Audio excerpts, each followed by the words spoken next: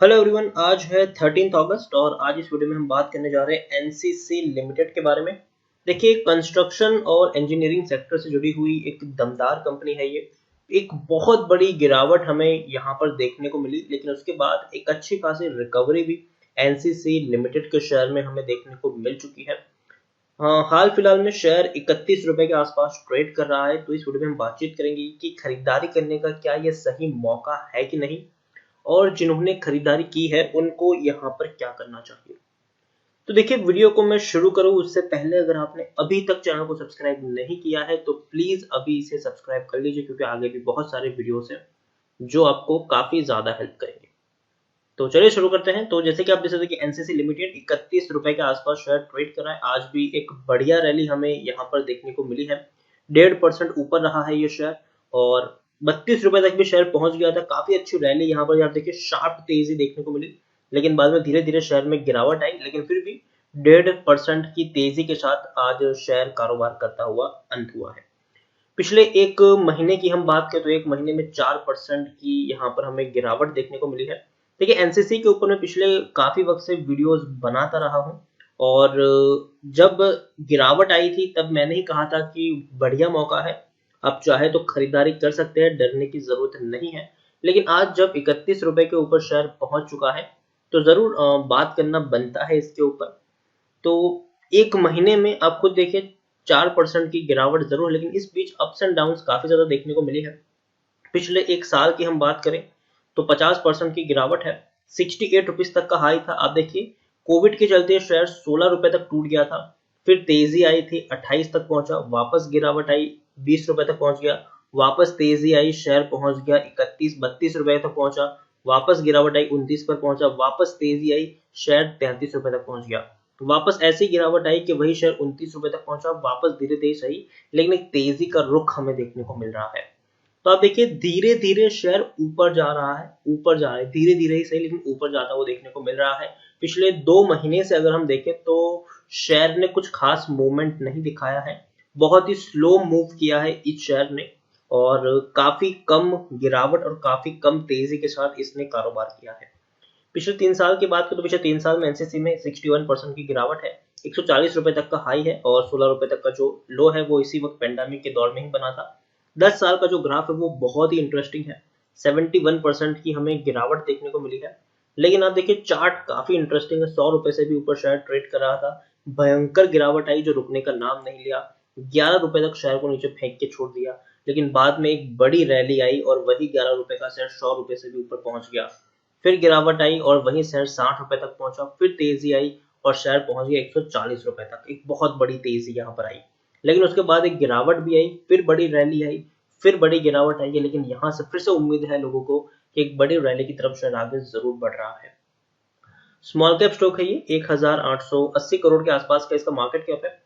NSC में देखेंगे तो तकरीबन 2 करोड़ के आसपास का वॉल्यूम ट्रेड देखने को मिल रहा है। बहुत ज्यादा क्वांटिटीज में यहाँ पर लोग खरीदारी और बिकवाली का काम भी कर रहे हैं।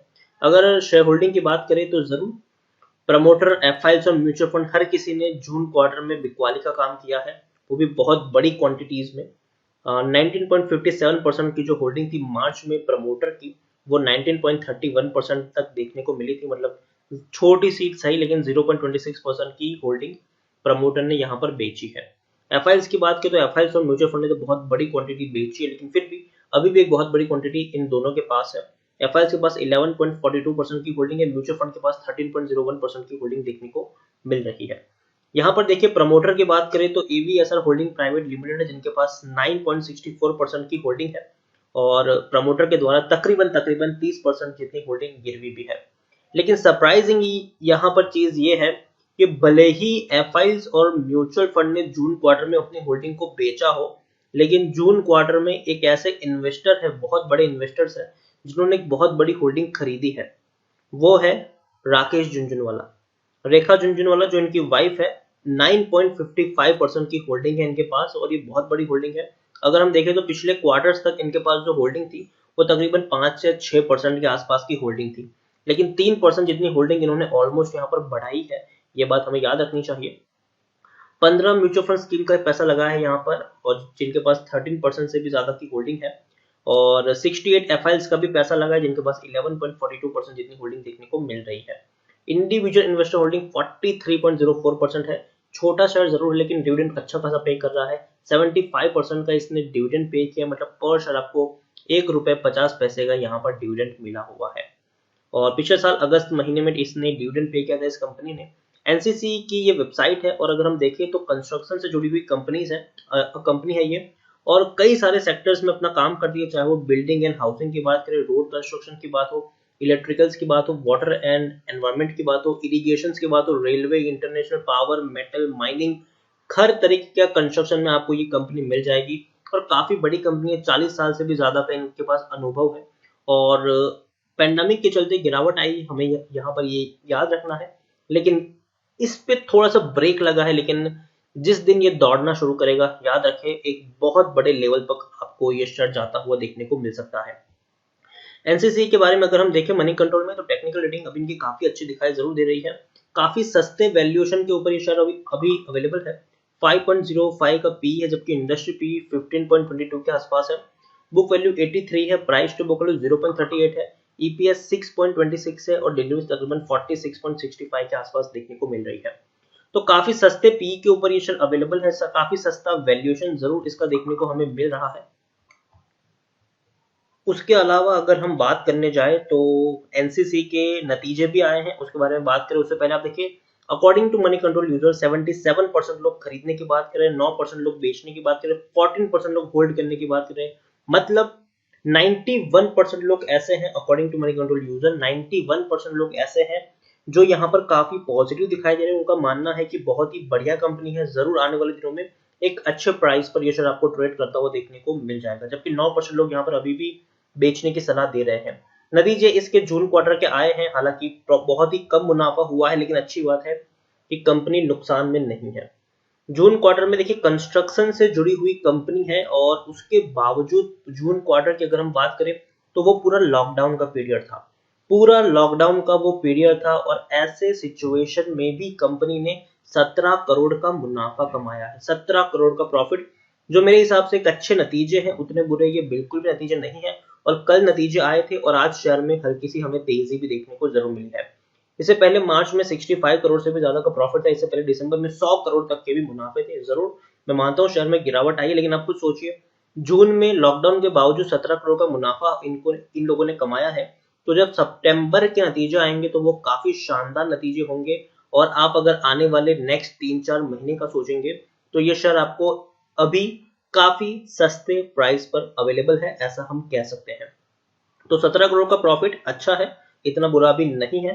उसके साथ साथ जैसे कि मैंने कहा कि प्रमोटर की होल्डिंग पहले 18.11% थी और बाद में प्रमोटर की होल्डिंग 19.57% रही। काफी बड़ी होल्डिंग प्रमोटर ने अपनी इंक्रीज की थी मार्च क्वार्टर तक। जून में थोड़ी सी होल्डिंग प्रमोटर ने गिराई जरूर है 19.31%, लेकिन प्रमोटर ने गिरवी रखे हुए शेयर्स को छुड़ाया है जून क्वार्टर में। अब देखिए 36.68% की जो होल्डिंग गिरवी थी उसकी जगह अब 29.73% की होल्डिंग गिरवी देखने को मिल रही है।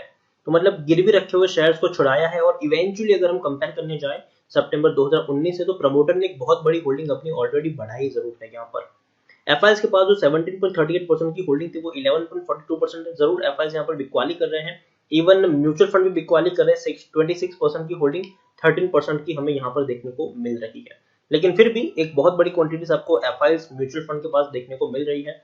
और जैसे कि मैंने कहा कि एनसीसी की अगर मैं बात करूं तो देखिए अच्छी कंपनी है, और शॉर्ट टर्म और लॉन्ग टर्म दोनों के पर्सपेक्टिव से मुझे लगता है कि एक बढ़िया और शानदार पिक ये हो सकती है। अगर आप, जो मेरा पहला टारगेट यहाँ पर होगा शॉर्ट टर्म का, वो 35 रुपए का टारगेट होगा शॉर्ट टर्म में। और लॉन्ग टर्म में मुझे लगता है कि दिवाली तक आपको यहाँ पर 40 से 45 रुपए तक के भी टारगेट आराम से देखने को मिल सकते हैं। तो मैं यही कहूंगा कि खरीदारी की है तो बने रहो, फ्रेश बाइंग करना चाहो तो कर सकते हो, डरने की जरूरत नहीं है। लेकिन देखिए एनसीसी में मैं पिछले काफी वक्त से आपको एक चीज में हमेशा एडवाइस देता हूं कि एक साथ एक ही प्राइस पर बहुत सारी क्वांटिटी मत खरीदो। एनसीसी के आप मेरे पिछले कई सारे वीडियो देख लेना, जब से शेयर में गिरावट थी, जब से शेयर 16 रुपए के ऊपर आपको अवेलेबल था, तब से लेकर मैंने इसके ऊपर काफी ज्यादा वीडियो बनाया और मैंने हर बार आपको बाइंग की एडवाइस दी है। और मैंने एक चीज आपको हमेशा कहा है कि इसको वक्त लगेगा, काफी स्लो मूव करेगा ये कुछ वक्त के लिए, लेकिन एक साथ एक ही प्राइस से बहुत सारे शेयर्स मत खरीदना। ये वो शेयर है जिसमें आपको एवरेजिंग करने की जरूरत पड़ेगी। ऐसे एकदम से एक झटके से वी शेप में ये नहीं जाएगा। तेजी आई है, फिर गिरावट आएगी, फिर तेजी आएगी, गिरावट आएगी, तेजी आएगी, गिरावट आएगी, तेजी आएगी, गिरावट आएगी। हर गिरावट पे आपके पास कुछ शेयर, कुछ पैसे होने चाहिए कि आप यहाँ पर एवरेजिंग कर पाओ।